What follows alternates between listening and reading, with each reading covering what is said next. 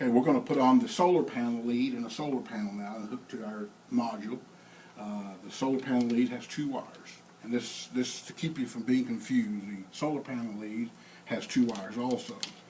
The black is your positive and your white is your negative.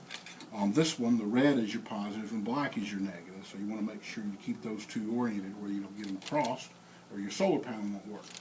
And that little plug just plugs into that solar side of the board. It's oriented where you can only go one way. And we'll just leave that there for now. And we'll take the ground lead first. And we'll hook it to your solar panel.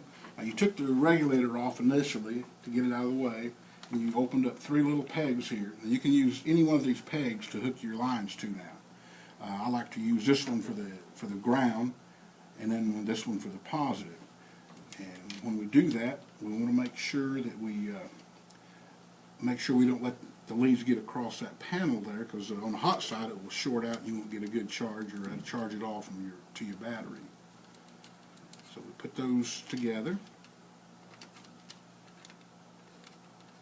and we'll put it in that hole. Remember, you're going into plastic, so you don't want to tighten it too tight, but you do want it snug where the wires won't move. And then when you get them tight, you want to push them down. The reason for that is when you start putting the panel cover back on and snapping it to the front, you'll be able to guide everything in there. It won't impede you. Then we'll put on the hot lead, the red lead. And that's this one right here. And like I said, I like using that peg there. Just make sure it never touches that part of the metal, or of course shorts across the ground. And we just put the screw through there, and put it through there, and put it on that peg.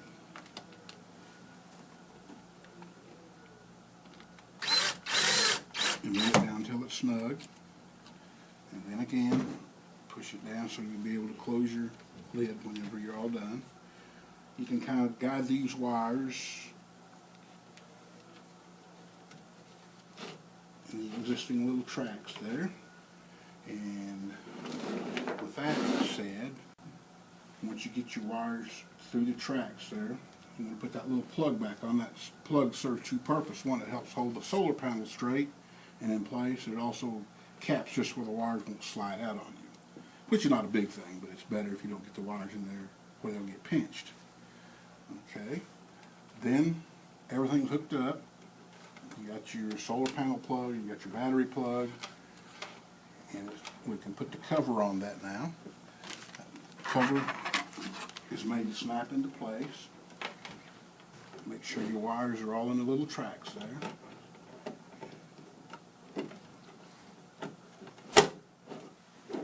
And then you've got 3 little Phillips head screws that hold that cover in place. And there again, they don't have to be excessively tight, but they need to be snug. That's to help keep moisture out.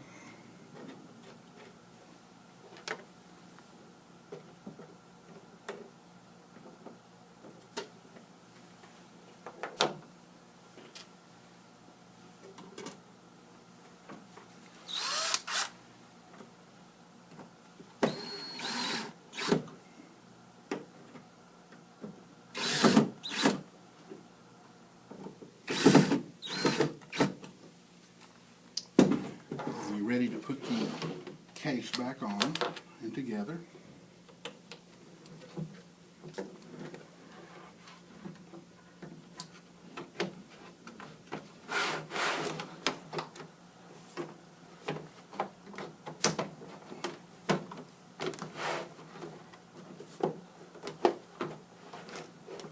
And you're ready to put the screws back together to hold it in place.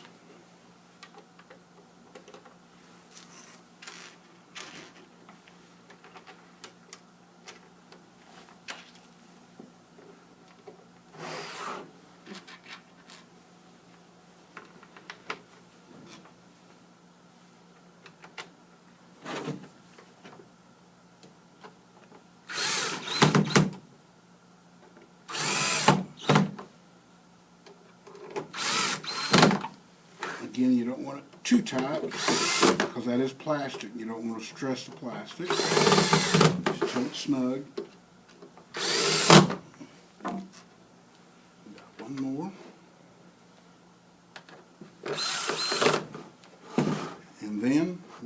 ready to go on to the last and final steps.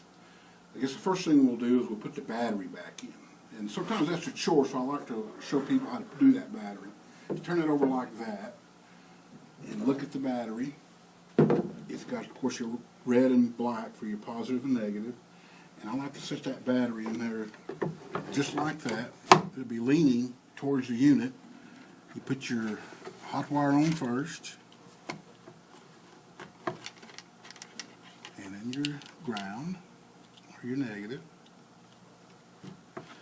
Now you're ready to close this. And if you get the battery sitting there like that, the lid will close real smooth. If you don't get it in there right, it won't close. You can break that hinge joint. So then you push it till it snaps.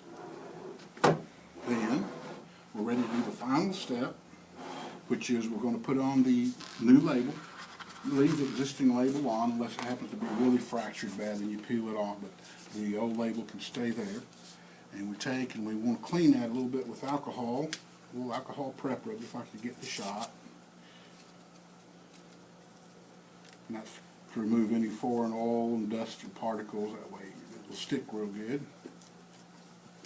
You're going to be covering up all this because that's not going to be necessary anymore. And it's a peel and stick label. And as you see, it's you can kind of align it with the corners here. I like to lay this thing face down.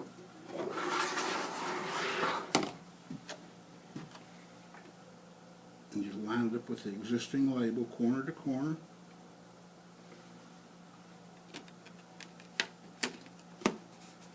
And press it down.